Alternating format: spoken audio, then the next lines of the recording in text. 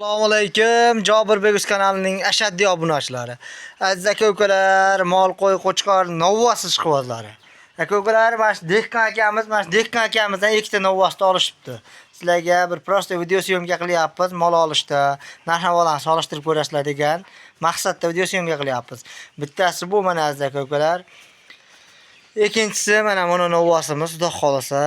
Mashina narxlari o'ta qulay bo'pti deyishyapti. Endi biz juda tushunavermaymiz. Novvosga biz asosan yo'nalishimiz qo'chqor yo'nalishdamiz. Aziz aka-ukalar, mashina novvosimizni ikkalasini jupiga 36 millionga olishdi, 18 milliondan. Juda yemga turgan emas, silos yeb turgan novvoslar, prosta tak. Endi aka-ukalar, sizlar solishtirib, ko'rib olaverasizlar. Masalan, novvos olib boqaman, yemlayman degan aka-ukalarga, mana ko'tvoshlar ham chiroyli mollar ekan. Endi biz 36 millionga olishibdi. Endi sizlarga qanaqa to'g'ri keladi, arzon, qimmat bilmaymiz endi. Bizni narx-navosini aytishgan, shu narxda aytyapmiz aziz aka-ukalar.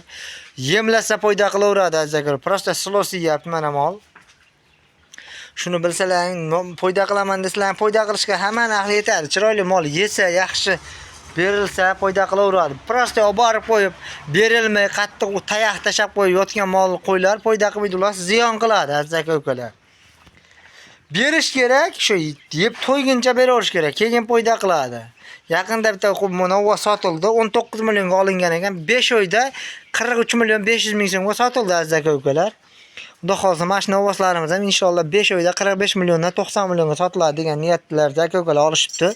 Avvalo 45 milliondan emas, 60 milliondan sotishsin, 120 millionga. Maqsadlariga yetsa ota-onalarni hojilarga borsin. Hammaga nasib qilsin o'sha narsalar, ota-onalarni hojiga borib, biroz ziyoratlarni qilishlik. Hammalarning chorvalaringga Alloh baraka bersin. Like bosib, kommentga chiroyli otangga rahmat deb yozib, obuna bo'lishni unutmanglar. Obuna bo'lib ko'ringlar. Prosta kanalimizda rivoji uchun sizlardan so'rab qolamiz. Bizdan boshqa narsani sizlardan talab qilinmaydi aziz obunachilar. Salomat bo'linglar.